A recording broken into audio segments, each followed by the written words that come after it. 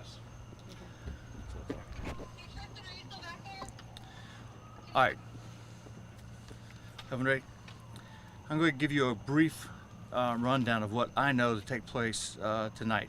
As you know, the Florida Department of Law Enforcement will be conducting a follow-up investigation. Just before 7 o'clock, we had members of our gun crimes unit here looking for a homicide suspect.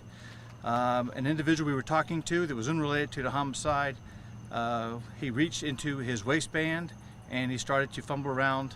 The deputy reached in to try to figure out what he was doing. A scuffle ensued.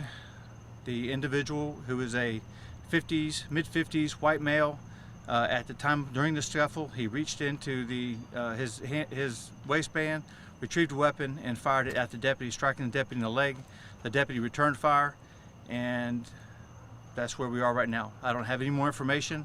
I don't have the identity, and I'm not going to give you the identity of the deputy. I'm not going to give you the identity of the individual that's involved in the officer-involved shooting. As you know, the Florida Department of Law Enforcement, as I said before, will be handling the investigation from here on out. Sheriff, do we know the condition of the deputy? Of course, all of our thoughts and our prayers are with that deputy, as well as the department, his family, law enforcement. Can you give us an update? Is he in surgery at this hour? Where was he hit?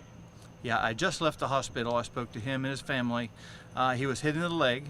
The injuries do not appear life-threatening. He will probably be admitted and just stay overnight for observation. But at this point, he looks to be okay. The suspect, do you have him in custody? The suspect is deceased. Oh, he was killed. That's correct. Okay. What kind of weapon did the suspect have? I don't have all the information, and I don't have the information on the number of shots. All I know is, as I said before, the suspect, the individual that we were talking to, that we had detained, reached into his waistband and retrieved a handgun that was in his waistband. He did fire. He did strike our deputy. Our deputy returned fire. And he was a homicide suspect? No, we were here to looking for a homicide suspect. He was an individual we were talking to, unrelated to the homicide. Was it at 3207 La Rua? The 3200 block of West La Rua. And it, again, just before 7 o'clock, and the shooting, the actual officer-involved shooting, took place about 7:03. There's people lined up here on the streets. Are you going to question them? Are they possible witnesses to the shooting? These folks that are lined up on the side of the road? As you can imagine, we're going to do as many interviews as we can. Everyone that has information we're going to talk to, and then the Florida Department of Law Enforcement is going to talk to them as well. Okay. And this was a regular sheriff's deputy? Was he with you said what unit? The gun crimes unit. The gun crimes unit was here looking for a homicide suspect.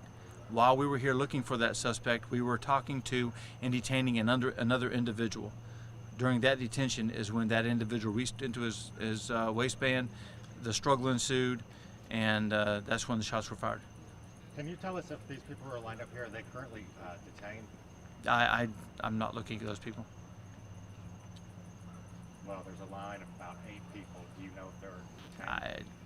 I wouldn't know that. I don't know if they've been talked to or not.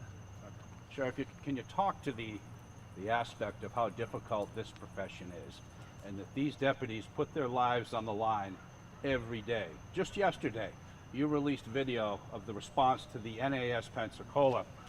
Talk to the fact of what these deputies do every day to keep this community safe, and this is one of the risks. Well, I think it's quite obvious. If we had a preference, we wouldn't have any situations like this or like the NAS shooting. Unfortunately, that's not reality. The reality is that every day and every night, members of the Escambia County Sheriff's Office and all law enforcement are out there doing a very dangerous job.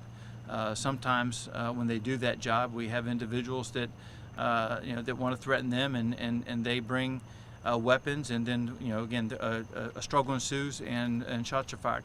Again, we would hope that nothing like this would ever happen, but we know that that's not the reality. I can tell you that I'm very happy that the deputy looks to be okay. I spoke to him, I spoke to his family, and again, that's all I can tell you, because our part of this investigation is complete, and by protocol, the Florida Department of Law Enforcement will continue to investigate, and they will do updates. This will probably be the last time that we comment about this case.